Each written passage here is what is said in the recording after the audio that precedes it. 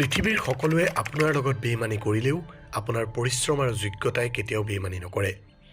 জীৱনত সুখী হ'বলৈ হ'লে যিবোৰৰ ভাল পায় সেইবোৰক পাবলৈ চেষ্টা কৰি যাওক আৰু নতুবা জীৱনত যি আছে তাক ভাল পাবলৈ শিকি লওক। পৃথিৱীখন সলনি কৰিবলৈ হ'লে নিজেই ভাল কৰ্ম কৰি উদাহৰণ দিয়ক। উপদেশৰ প্ৰয়োজন নাই। আনে যিমানে যি নকওক কিয় আপুনি মনে মনে থাকিবলৈ শিকক, কিয়নো সূৰ্যই যিমান প্ৰখৰ ৰ'দ দিলেও পৃথিৱীৰ সাগৰক শুকুৱাব নোৱাৰে। সফলতা কেৱল দুটা কলাৰ ওপৰতে নিৰ্ভৰ কৰে আৰু সেই কলা দুটা হৈছে চেষ্টা আৰু পৰিশ্ৰম।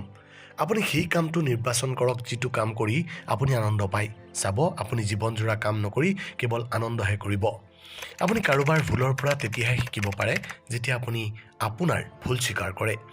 সপোন সেইটো নহয় যি আমাৰ টোপনিত আহে, সপোন সেইটোহে যি আমাৰ টোপনি আহিব নিদিয়ে। শান্ত সমুদ্ৰত কেতিয়াও সুদক্ষ নাবিকৰ জন্ম নহয়।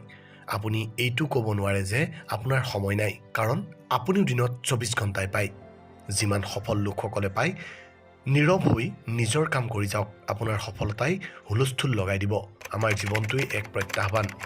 গতিকে জীৱনৰ অকণমান সময় যুঁজি হাৰি গ'লে নহ'ব। গোটেই জীৱন যুঁজিব লাগিব। শক্তিশালী তেওঁ নহয় যিয়ে চিঞৰি নিজৰ খং প্ৰকাশ কৰে। শক্তিশালী সেইজনে যিয়ে খঙৰ সময়তো নিজকে নিয়ন্ত্ৰণ কৰে। ধনাত্মক চিন্তাধাৰা হৈছে সফলতা অৰ্জনৰ মূল চাবিকাঠি। নিজৰ প্ৰতি নিষ্ঠা ৰাখিলে প্ৰতিজন ব্যক্তিয়ে জীৱনত সফলতা অৰ্জন কৰিব পাৰিব।